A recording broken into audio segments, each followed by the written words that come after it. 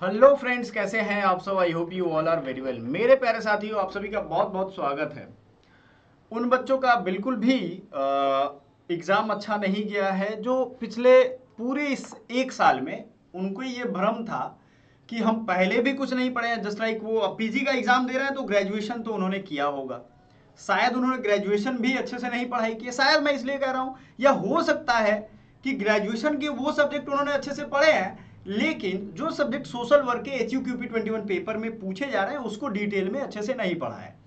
पूरे इस lecture series के दौरान, चाहे वो यूट्यूब पे मैंने बताया हो या हमारी पेड ग्रुप थी उसमें मैंने बताया है, गाइड किया है कि एनसीईआरटी का मेजर रोल रहने वाला है। आपको साइकोलॉजी, सोशियोलॉजी अगर पढ़ सकते हो तो 11वीं 12वीं के पढ़ लो, लेकिन एनसीईआरटी इस देश का ऐसा एक सिलेबस है जो मतलब ऑक्सीजन की तरह है। जरूरत है आपको दुनिया में आगे बढ़ने के लिए तो उसको पढ़ना ही पड़ेगा। ऑक्सीजन सपोर्ट है वो, लेकिन कोई लेना नहीं चाहता है। फ्रेश ऑक्सीजन कोई लेना चाह नहीं रहा है, हर जगह पॉल्यूशन ले रहा है, कचरा ले रहा है। यही तो हो रहा है ना। मैंने ये आगाह किया था। इस बार जो क्वेश्चन आए थे उसमें 8 से 10 क्वेश्चन बहुत लेंदी और बड़े बड़े थे, जो कि टाइम कंज्यूमिंग थे। एग्जाम देने से पहले जो मैंने टिप्स आपको दिए थे वो वीडियो जाकर के देखिएगा, आप समझेंगे उस चीज को। मैंने कहा था कि वैसे क्वेश्चन को स्किप करना है। बहरहाल वन लाइनर टाइप क्वेश्चन बहुत कम था। ये सारा रिव्यू बच्चों ने मोबाइल पे भेजा है। 2 दिनों से मुझे फीवर था और चीजों की वजह से मैं थोड़ा नहीं आ पा रहा था लगातार वीडियोस में। चीजें समझने वाली आपके लिए हैं। शॉर्ट्स वीडियो में मैंने बताया था, एनालिसिस से मुझे यह पता चला है कि मैक्सिमम बच्चों को क्वेश्चन टफ लगा। टफ इस वजह से नहीं लगा कि अननोन क्वेश्चन था, नहीं नहीं नहीं, क्वेश्चन इतने बड़े थे जो आपका रीडिंग कॉम्प्रिहेंशन की क्षमता चेक करने लगा। अब आप सोचो, आपको वन लाइनर पढ़ के आंसर देने की आदत हो गई है, और क्वेश्चन वहां 20 लाइन का मिल जा रहा है, क्या करोगे आप? क्या करोगे? लग रहा था जैसे यूपीएससी का पेपर देना है, पढ़ते जाओ उसमें से एक क्वेश्चन आ रहा है। तो ये चीजें आपको थका रही थी, मेंटली एग्जॉस्ट कर रही थी। मैंने आगाह किया था कि इससे आपको नहीं एग्जॉस्ट होना है। और उन बच्चों का एग्जाम जरूर खराब गया है जो 4 दिन ही बस उपस्थित थे पूरे लेक्चर के दौरान। यानी पहले दिन आए, बीच में आए, और आखिरी दिन बस एग्जाम के दिन पूछा कि सर जा रहे हैं एग्जाम देने, कुछ टिप्स हो तो दे दो। सर ने दे दिया भाई टिप्स। सर को नाम भी नहीं पता वैसे बच्चों का, क्योंकि रेगुलर आओगे तभी तो पता है। बुरा मुझे उन बच्चों के लिए लग रहा है जो शिद्दत से पढ़ रहे थे, चूंकि ईमानदारी उनके काम में थी। हमने 9 यूनिट अच्छे से कवर किया था और कवर करते भी रहेंगे। और जिस हिसाब से क्वेश्चन आ रहे हैं पीजी के इस बार के एंट्रेंस में, आपको और डिटेल मोर व्यू रखना पड़ेगा एग्जाम के लिए।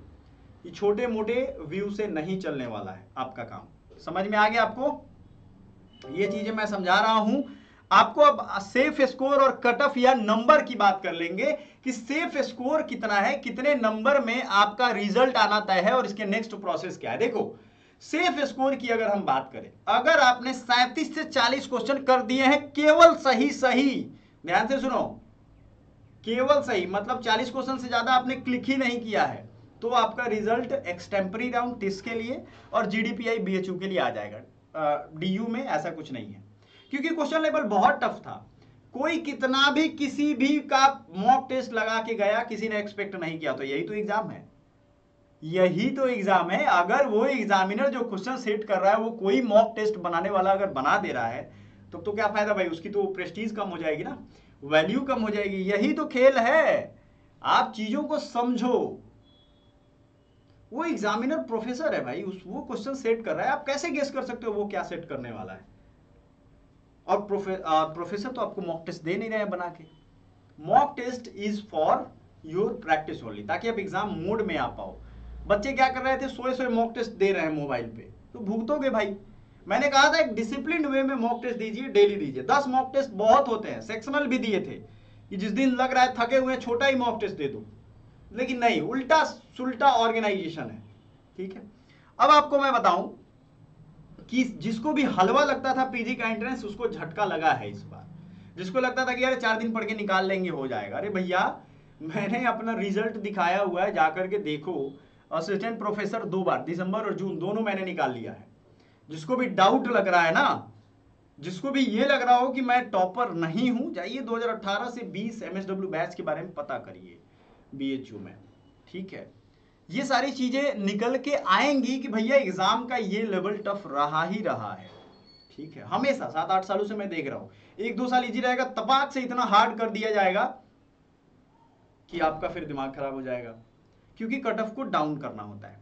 तो 37 से 40 वाले क्वेश्चन जो कर दिए सही सही, वो अब नंबर वाइज आते हैं कि सर कितने नंबर आएंगे, क्योंकि नेगेटिव होगा तो कटेगा भी, नॉर्मलाइज भी होगा।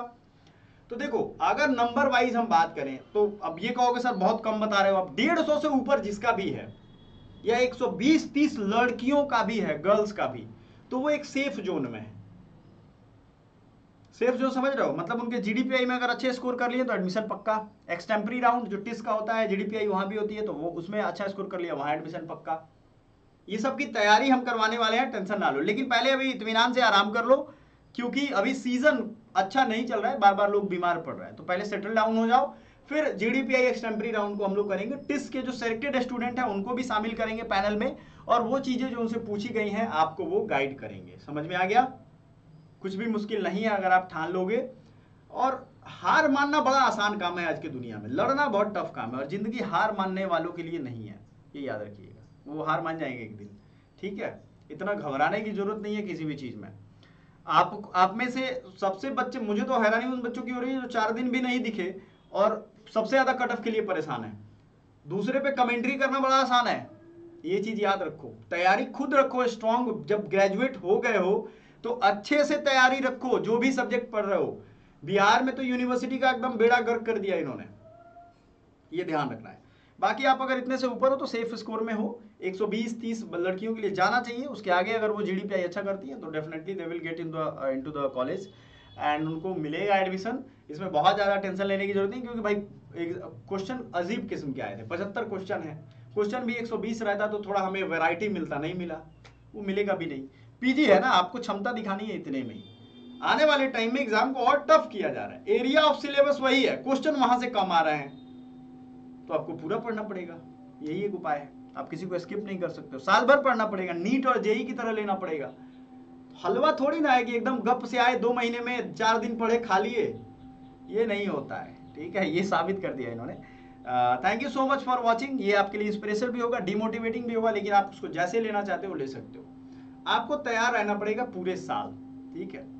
और 2026 वाले बच्चों के लिए ये एक लेसन भी है। जो बच्चे हमारे पेड वाले बच्चे हैं जिनका भी एग्जाम अच्छा नहीं गया है, उनको हम 1 साल और एक्सटेंशन दे देंगे, ये मेरी जुबान है, आप आराम से पढ़ सकते हो, ठीक है? Thank you so much, bye for now.